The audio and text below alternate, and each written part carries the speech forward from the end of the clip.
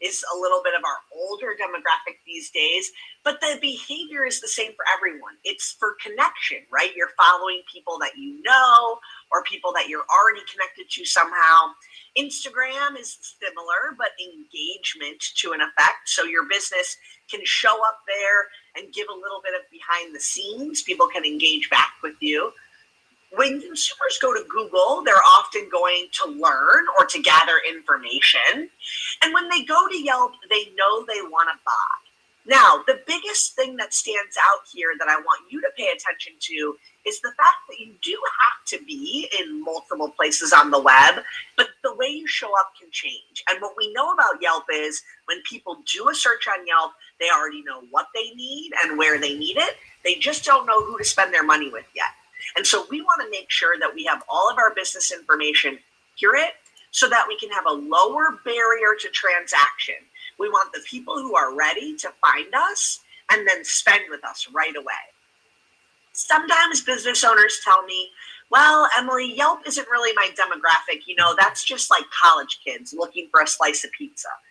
Well, that's not really true. 7% of our users are over the age of 35, 84% have a college degree or higher, and over half of our users have a six-figure household annual income, which essentially means that these people, again, already know what they want.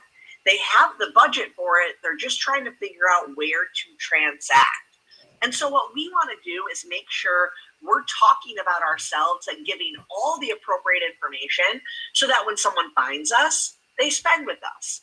And there are a couple of core things that you want to have on your profile on any online listing. So yes, especially on Yelp, but on any profile that you might have. You probably have a Google business page. Maybe depending on your industry, you have TripAdvisor, Angie's List. There's all sorts of online listings. And you want to make sure that they're completed so that people know who you are, what you offer, and when you're available. A big misconception with review sites is that consumers just go there to look for reviews. You know, they just want to read about previous experiences. And that is what people do, but they actually turn to these online listings for things like hours. They want to look at photos so they can get an expectation of what the business is like or what the staff is like if it's not a brick and mortar. And so we want to remember that the reviews are a part of what consumers go to look for, but accurate business information is another very crucial part of this. And that's true on all of your sites. I always tell business owners, for example, on Instagram, you should definitely have your business hours or store hours in your about section, because sometimes that's where a consumer is going to go to look. So just keep that in mind when you think of your online profiles. And remember that consumers are looking for different bits of information.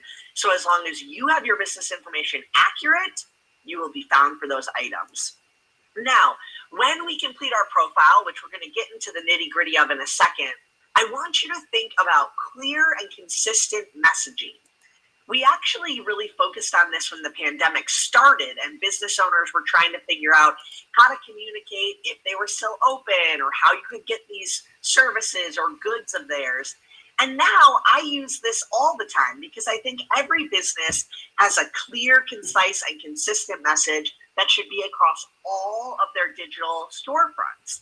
It should be telling people who you are and what you do, how to get in touch with you, and especially some details that they might need if you're a niche business, for example, or if there's something special about you and what you're providing.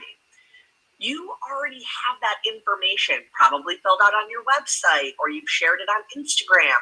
So when we talk about filling out this Yelp profile or making sure your page is added, it's not like you're starting from scratch, okay? You have this stuff, and we're going to walk through each individual detail that you need.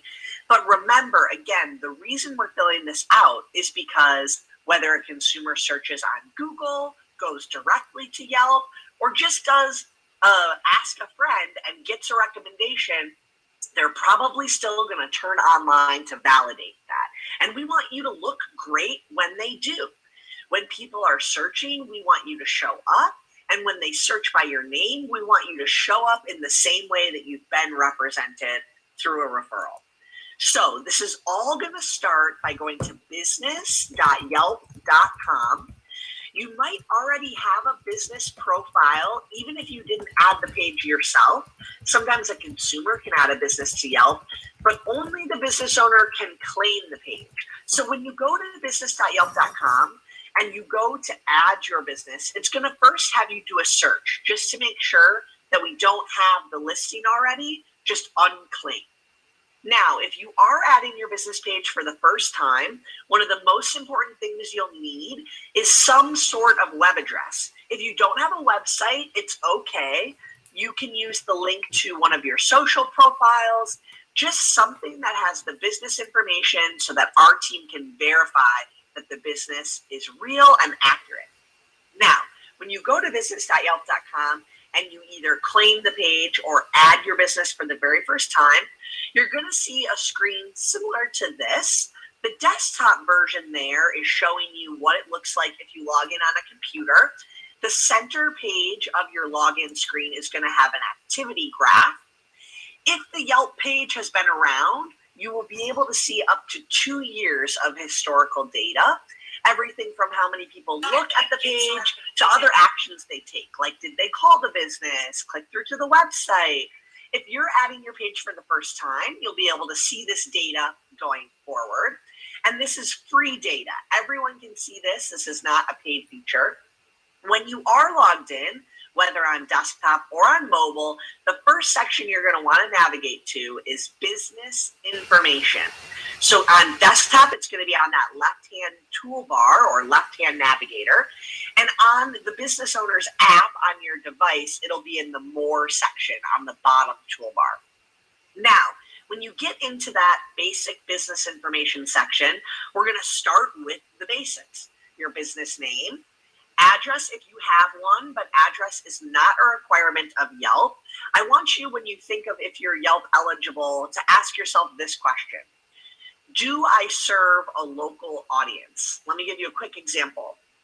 If I make baked goods and jams in my home and I sell them locally, maybe at farmers markets, or I deliver to my clients, Yelp is for me.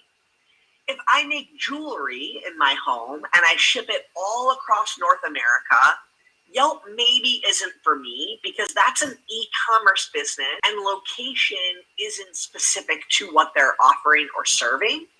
On Yelp, every consumer has to search with a location indicated. So you want to think of if your business is eligible based on that, if you can serve locally. So if you don't have a brick and mortar, that's okay. You will list city and zip code for your address, and I'll show you how to set up a service area in a second. You also want to make sure that you have your phone number listed if you have a business phone. Website is important. And for categories, you can be in up to 3 business categories. You want to think of the different offerings that you provide or the different customers that you serve. Let's say, for example, you're an Italian restaurant that also has a bar with TVs. That could be listed under Italian and sports bar. 2 very different customers, but the business can serve them equally. Okay? Now, you can think of that for other industries as well, right? A real estate agent who also offers mortgage services. Those aren't always going to be connected. And so if you provide 2 separate offerings like that, as an example, you want to list those 2 categories. Now, the other thing to remember is category end all be all to who you are and how you're found. They're just the beginning. So you're going to have to do that additional step of completing your profile to really fill in those details of who you are. We'll get to that section in 1 second. First, I want to show you for our non-brick and mortar businesses, the service area and services offered. So if you are a service-based business, meaning you go to your customers to provide a service, your category will allow you to then add a service area. So in the address field, you'll just add city and zip, and then that service area button will drop below. You can add up to 5 cities or zip codes that are going to make up your encompassing service area. So I always tell business owners to think of how far north, south, east, and west you're willing to travel to service a client. Now, the service area can be a max radius of 100 miles. If you are the type of business that services multiple cities or markets, let's say you're a plumber, for example, but you service major metros that are further away, you might consider having 2 listings. It's going to depend on how your service area operates. If you feel like you're in that little anomaly category, you can always send me a note and we can help you determine if it should be 1 page with a larger service area or multiple listings. Services offered are really important because when you choose those categories that you're in, it's going to show drop downs of all the different services that might fall under that category. When you are selecting services offered, you only want to choose the things that you actually want to do.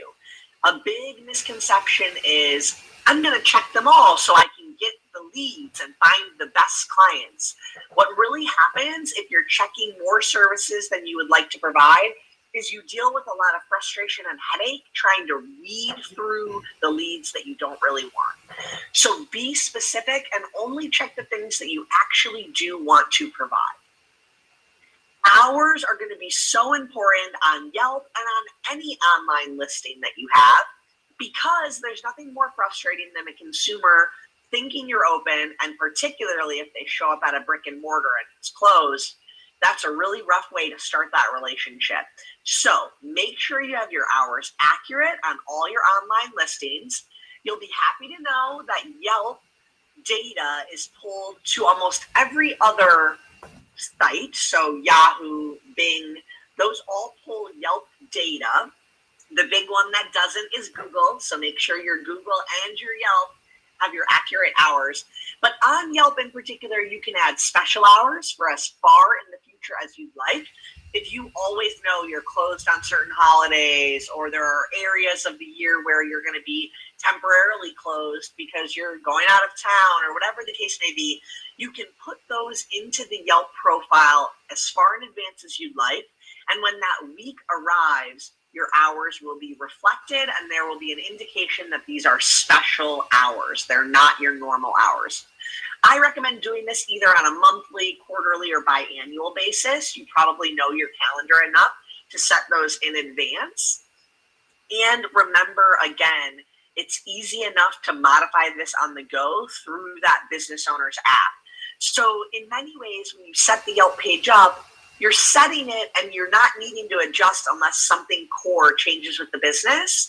But just having that business owner's app on your mobile device makes it easier on you. You don't always have to find a desktop if you're going to make a brief change like this. All right, the additional information area is very, very, very important on Yelp and on any online listing.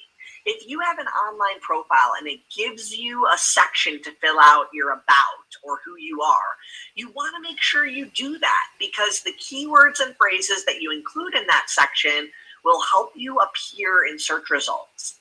Now, this is not Google AdWords. We're not just going to separate a bunch of keywords by commas. We want to write in sentences. So maybe we're going to use the about that we already wrote when we made our website, or maybe the first time we posted on social media to announce who we were. You probably have this written somewhere, so don't feel like you start from scratch, but make sure you include anything that sets you apart or really indicates what you are and what you do. Let me give you a little example of how you can use your own keywords or specials in here. Let's say that I am searching for Mexican food and my boyfriend is searching for fish tacos. We're going to see relatively similar results of businesses because of the overlapping cuisine, but the search for fish tacos is going to highlight business pages that have fish tacos mentioned in the reviews, in the about section, and in the photo captions. So I want you to think about what your fish taco is, right? What's either that menu item or that service offering? What's the thing that makes you uniquely you or different that you want to include here? The other thing that is super important in this section, and there's 3 on Yelp: specialties, history, and meet the owner. So you can kind of break down all of the things you want to share in those 3 sections. But when you're filling this stuff out, again, remember that consumers don't all search by a certain generic category, right? So what is that thing that's helping you stand out? I was recently helping a salon owner the other day who wants to focus much more on textured hair, and she'd like to get her client base to build a little bit more in that arena. So we were working on putting those keywords and phrases in her about section and her photo captions. And so I just want you to think of that consumer and what they're looking for that might cause them to connect with you. Another good tip, if you're trying to figure out what to include here, is do a search. Like you're looking for a business similar to yours and see what some of those other pages or profiles say. That's not cheating. And also, if you feel like it is cheating, just look at your industry in other cities. You don't have to look at your competitors. You can just get inspiration from other people who do similar things to what you do. I also wanted to mention that in the About section for your business info, we have the ability for you to add identity attributes. Black-owned is one of our identity attributes. We also have women-owned, Latinx-owned, veteran-owned. There's a whole list of them, and you can add them for free. We also always point this out because consumer searches have increased for all of these different attribute areas since we've launched them, but particularly, of course, through certain times of the year as well. When I was talking to Phil the other day, we were talking about Juneteenth coming up just around the corner. If you can believe it, we're already close to Juneteenth. That's still kind of blowing my mind. But that's a great example of a time when consumers might be searching specifically to spend intentionally to celebrate that holiday.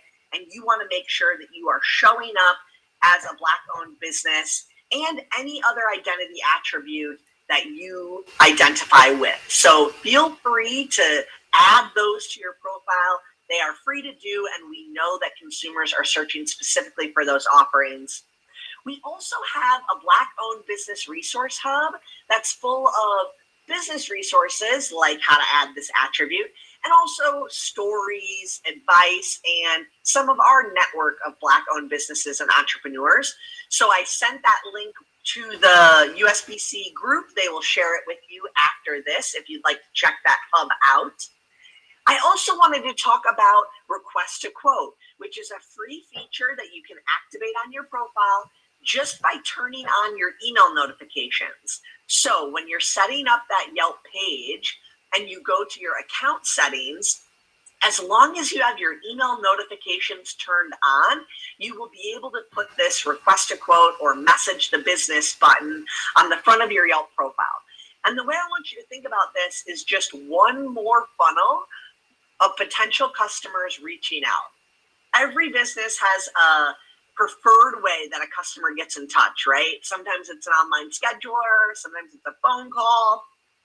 If you have this button turned on your page, you're just eliminating a little bit more of that barrier for some consumers who might not want to call, for example, and they maybe just want to fire off a message. So depending on your business and depending on how you manage those messages, this might be a good way to just give one more opportunity for customers to get in touch with you. All right, the next area of profile completeness that is extremely important is your photos. And the reason photos are so important is because we know consumers go to get expectations set, and they want that visually in many cases. But we also know that photo captions, which are added by you, can help you appear in searches. So if you're thinking, well, Emily, I don't know what photos to use. It's not like I have all these menu items like a restaurant. Well, you can do tons of things. Photos of the team. If you do have a brick and mortar, of course we want to see the outside or the inside. But if you're a service provider, just show us what those services are. Show us what the offerings are. And also humanize your business and how you're going to be interacting with your consumer. So let's say you are a service provider and your team shows up in trucks or certain uniforms. Those are all great things to show in your visual representation online. so that customers know what to expect when working with you. All right, we are going to now transition into the review section of these slides.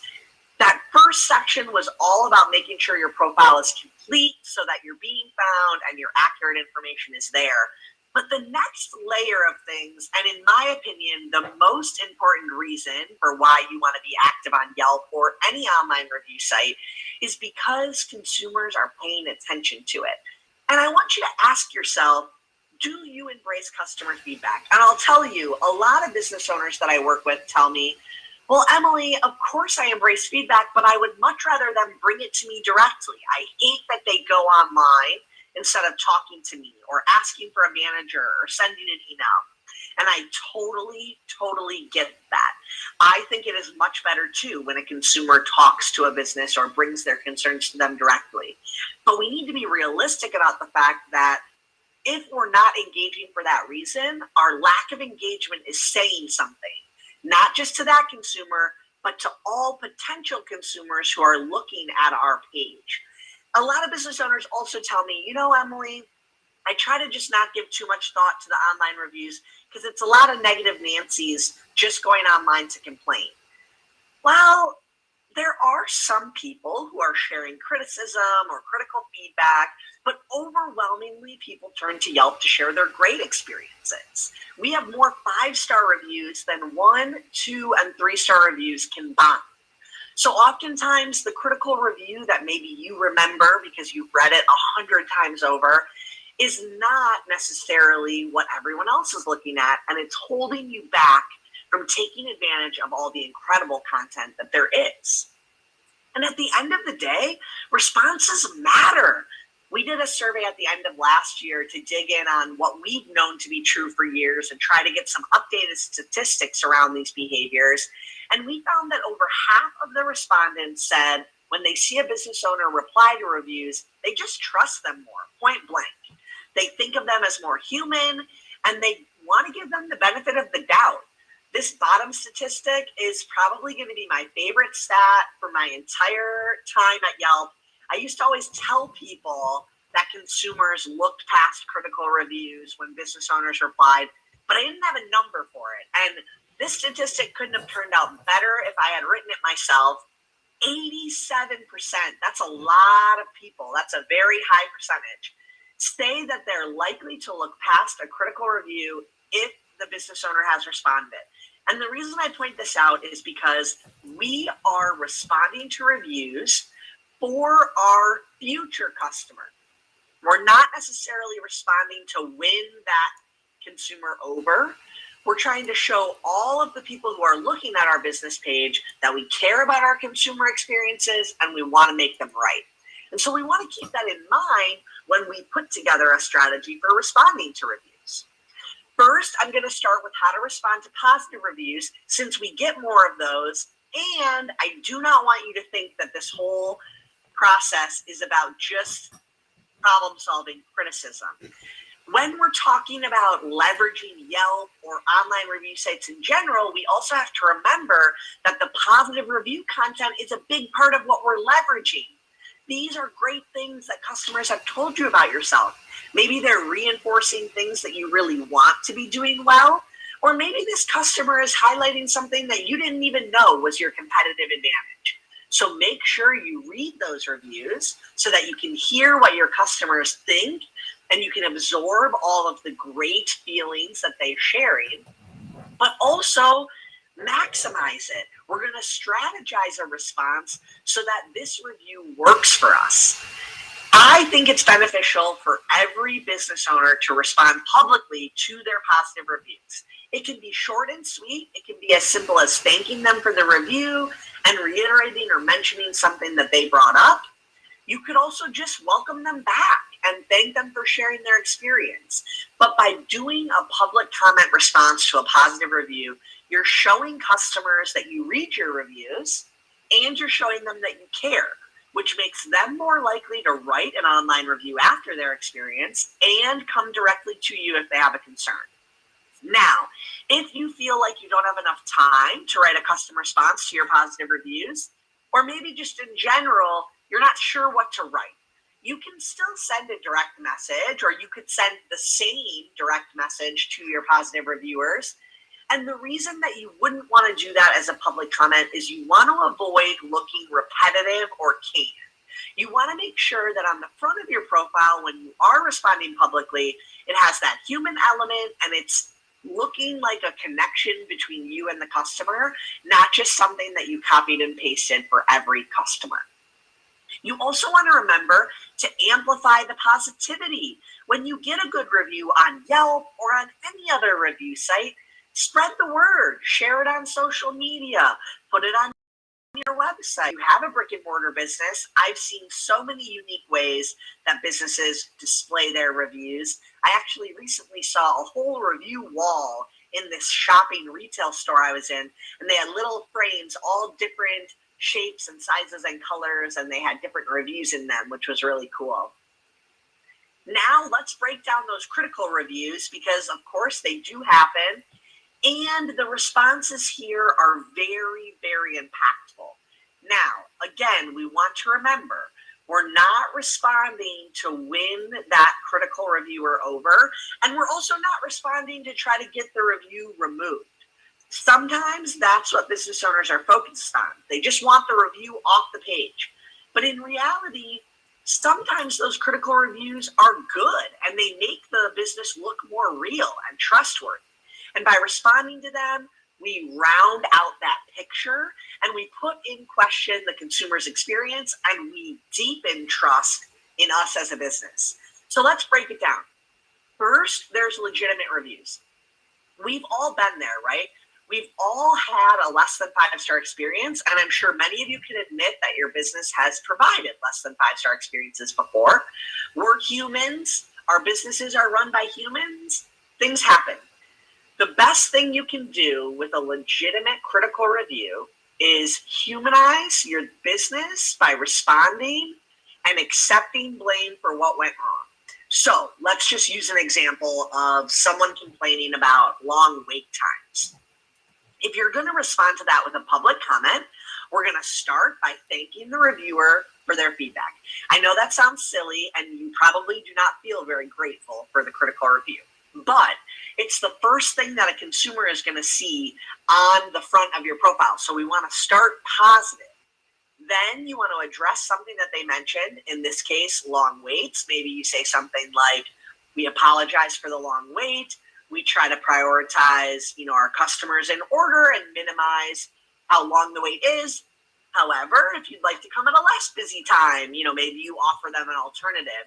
So again, hearing them out, but validating the experience in a sense that is setting proper expectations. Sometimes what their critical review is, or why they provided criticism, is a reality, and we need to affirm or validate it with our response.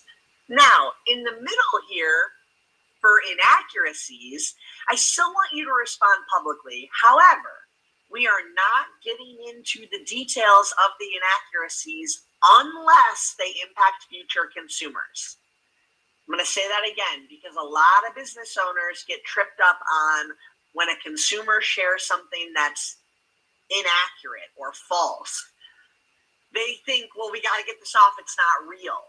Well, in reality, what we want to do is we want to address anything that will impact a future consumer, price, hours of a service or a special, things like that, but not what that personal experience was. It doesn't impact future consumers, because again, that public comment is going to be concise and direct. We're not getting into all of the details. We're just showing responsiveness in general. Now, this last column is a rant or a rave. We've all seen them, right? The person who you kind of read the review and you wonder, is this really about the business, or is this just about the person? So remember that first, we're all consumers and we're smart and we can identify those outliers. But also on Yelp, you can click on the user's name, see their profile, and a full breakdown of all the reviews they've ever written. If this person is always skewing negative, maybe that's one you just leave and you let it speak for itself and the fact that it's an outlier. I think that a public response is always valuable and beneficial because, again, it's for everyone else. But if you're feeling nervous about that or you don't want to poke them in the public forum, you can send a direct message. The thing to keep in mind here with the direct message is it is still on the platform to the person in a place that can be screenshotted and shared. So direct is really only a sense of the form in which you're sending it. You still want to be professional and you still want to be taking the high road in that response. You don't want to use it as, oh, this is public, so now I can, say what I'd like and let my frustrations out. You still want to craft that direct message strategically and with that thought in mind.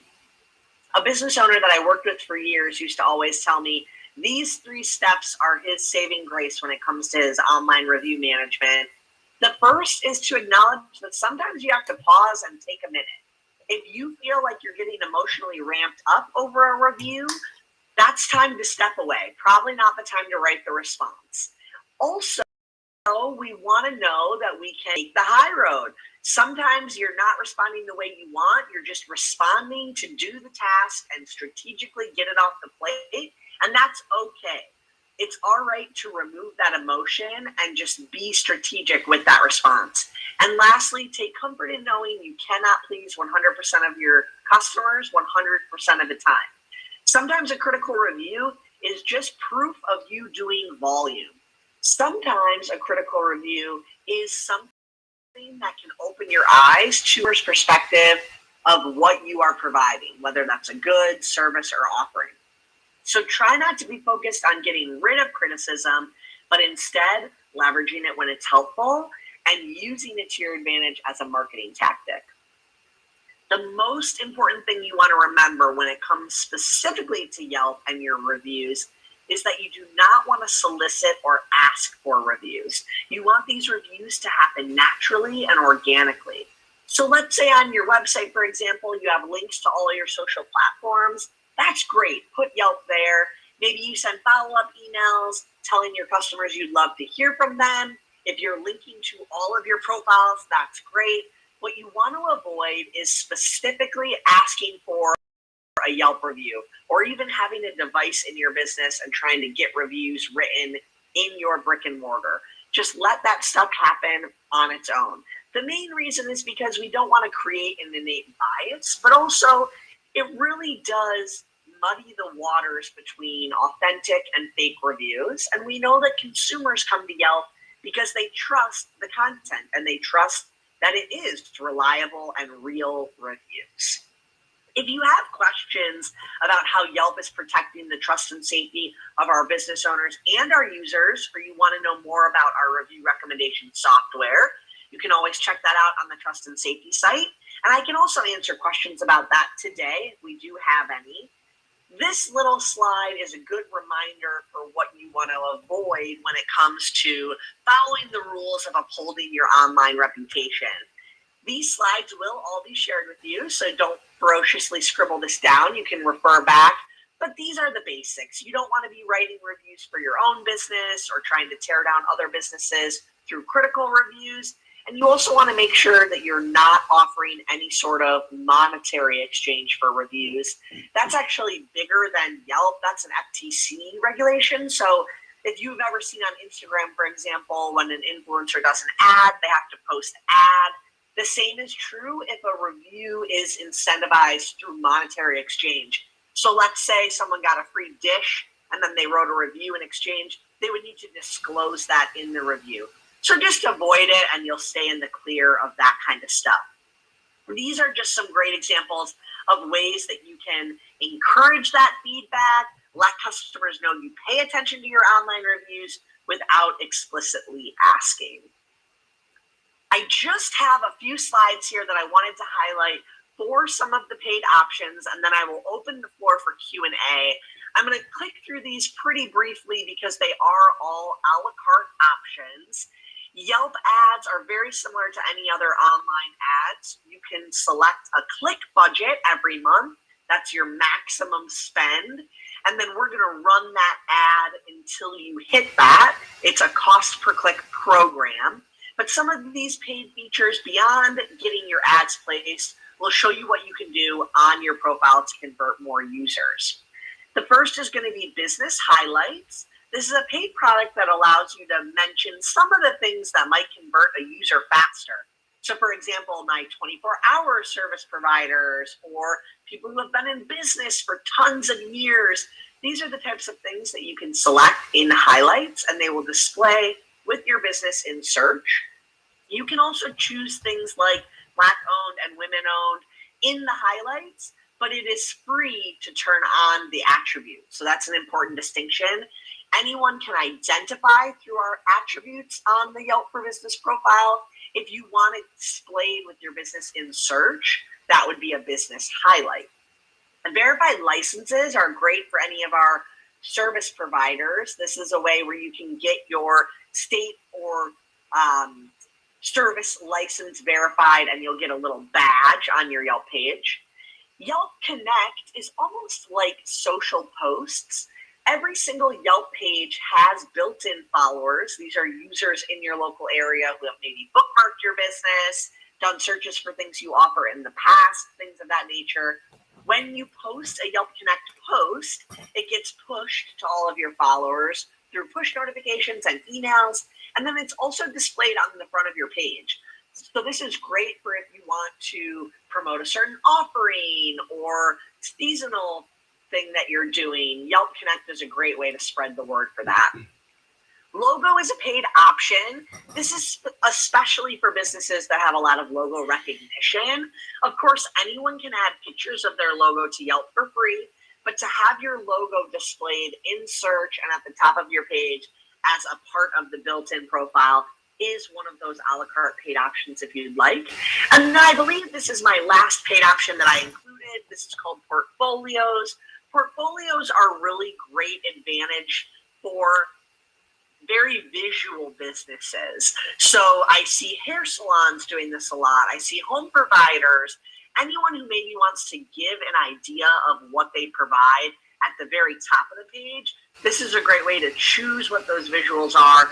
And you can also give additional information. For example, if you want to provide pricing ranges or things like that, Portfolio allows you to give all of that information at the top of your page directly where consumers are looking.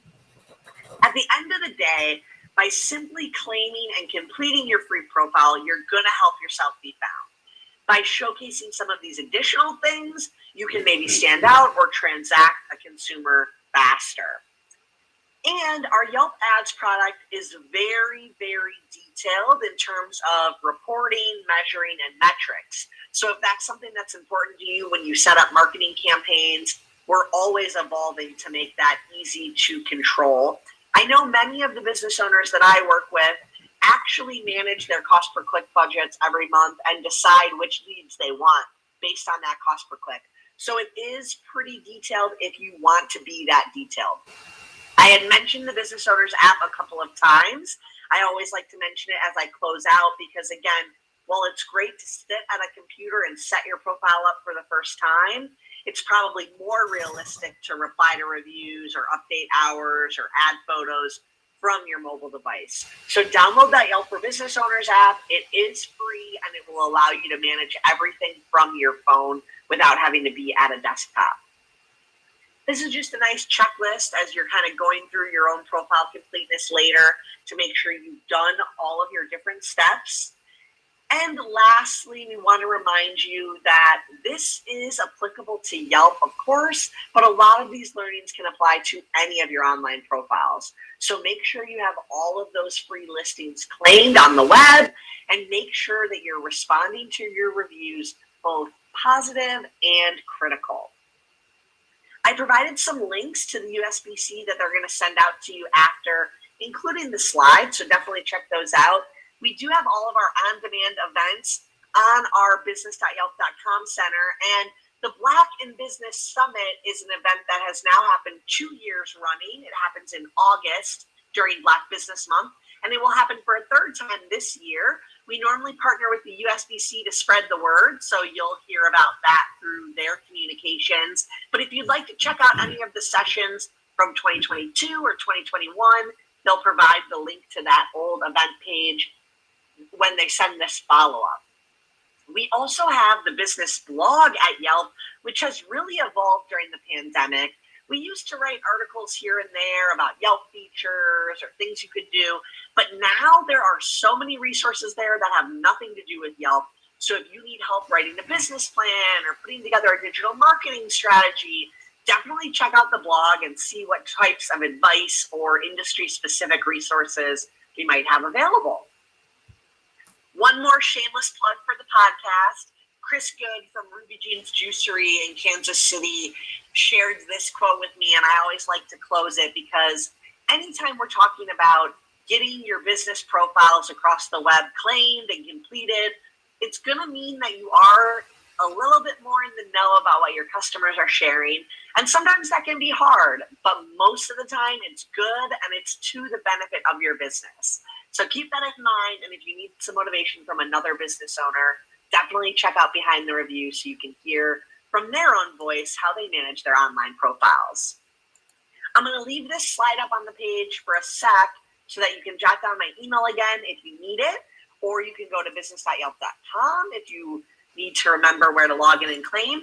But we do have tons of time for Q&A, so I think we can spend the next 10 minutes digging into that. Emily, this was awesome.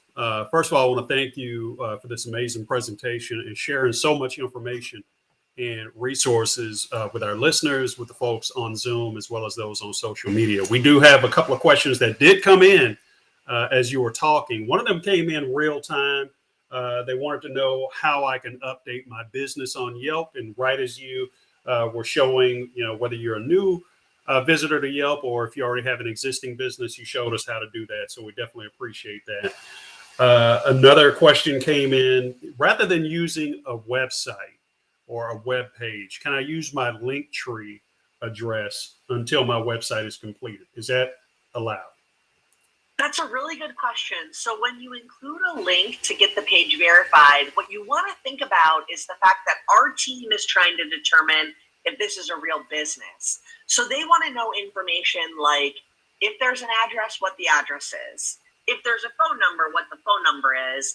And I think with your Linktree, probably one of the things you link to would be great, but the Linktree itself might be a little too high level. So any sort of online page or profile that has your business information where we can verify it. So maybe a social profile would be a little bit better. The other thing is, if right now your social profile doesn't have hours, for example, or a phone number, you could just add that, use the link to submit the business page, and once it's verified, you could remove that from your social account bio if you'd like. Remember, though, I do think it's important to have some of that info in your social about sections. So consider maybe keeping it in or seeing if you can fulfill that requirement by putting your business info on one of those types of pages. Awesome. Thank you for that response.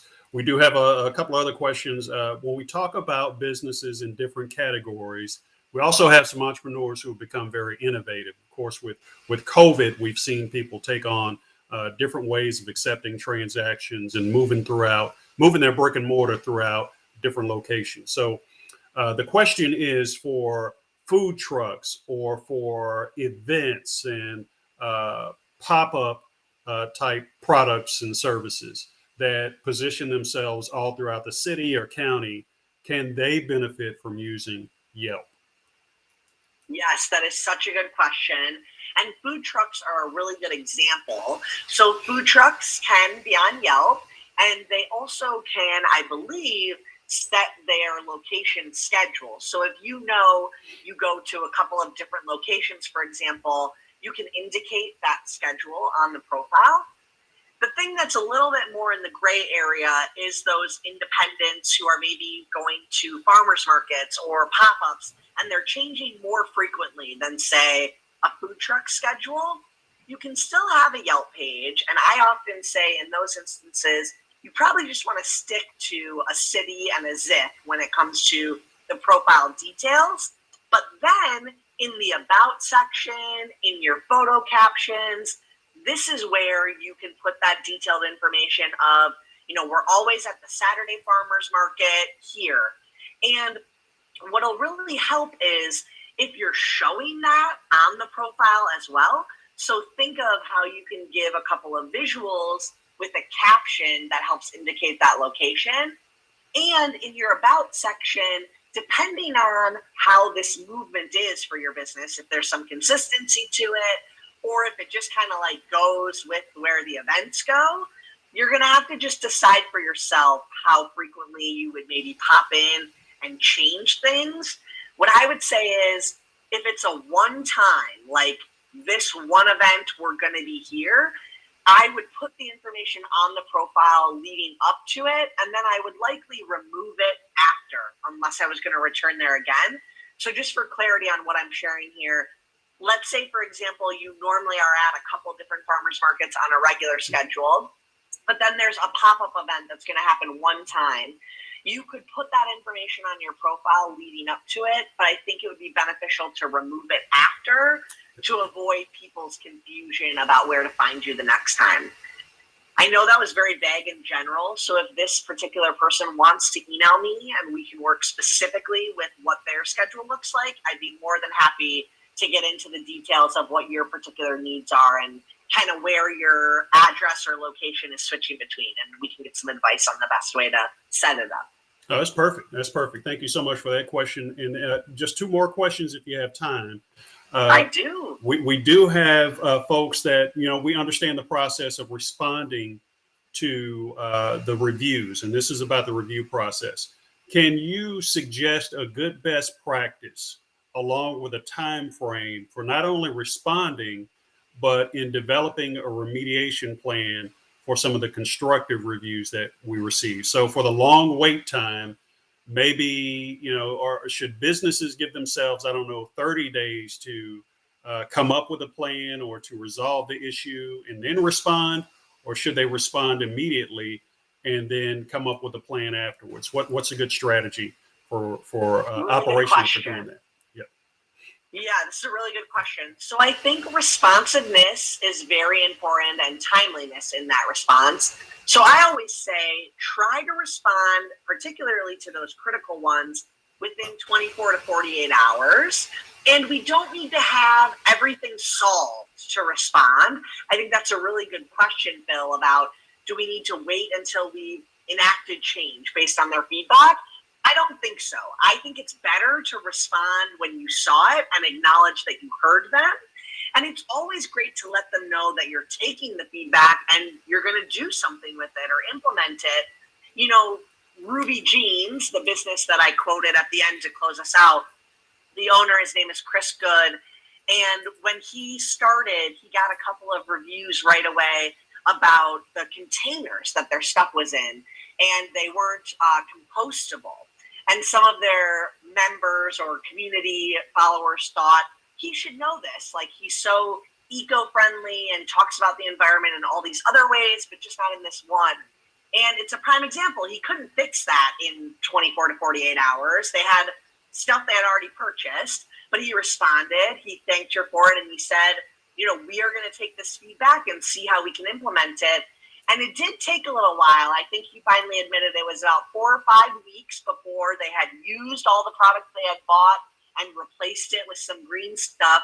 And he had already responded, but then the reviewer actually updated her own review like 6 weeks later and said, I went back today and I had a compostable bowl that I was serving my food in. So it's not always about the resolution, though I think consumers love to hear it. It's about acknowledging that you got the feedback. So respond timely manner, 24 to 48 hours if possible. If you can follow up with what the changes were, I think that's awesome. But just showing an interest in the feedback is enough. Now, for all the people who are wondering what to do about reviews they've already gotten historically because they're just going to start responding now, I think it's good to go back. If you get a ton of reviews, maybe you only go back to the last 30 days. But let's say you're a service provider and you've only gotten 3 reviews over the course of all the years. I would reply to all of them. And if you are taking over a business and there are reviews from before your time, sometimes that's a good opportunity to reply as well and just let them know ownership has changed or management has changed. So it's okay to go back historically and acknowledge reviewers from the past. But if you're trying to just move forward and think of what's effective for going backwards in time, if you go as far as 30 days, that's okay. I hope that answered it. That was kind of answering it from a couple different angles. Yes, it did. And I think it gave everybody a good strategy or a good approach to address those constructive reviews that they receive. Another question, if I do get a sort of a negative or a constructive review, is it acceptable to offer a discount to that reviewer? It's a really good question. I think you totally can. What I would avoid you from is always showing that resolution in the public comment. So what I've heard a lot of business owners do, particularly in the food industries, is they'll do a response and then they'll send a direct message. And that's when maybe they'll give the details of, we'd love to have you come back in and give you a discount on your meal, or whatever it is you'd like to offer them. You can do that, quote unquote, offline, if you will, but use that public comment to acknowledge their feedback and let them know that you've sent a direct message or that you'd like to see them again. I also want to mention that sometimes people have a fear, if I start doing that, people are going to say they had a bad experience just to get it. Yeah. A lot of owner operators in the restaurant space have told me, you can't think that way. It's such a small percentage, and it does make an impact to offer that when someone really has had a less than stellar experience. And by doing that, by welcoming them back or giving them an offer or telling them to let you know when they'll be in next, you can turn someone who maybe had a less than 5-star experience into a really dedicated and loyal fan of your business. So I think that's a great strategy. Just maybe don't outline all of what you're doing for them in that public comment. Got it. Thank you so much for that. And then last question, you mentioned some of the premium tools.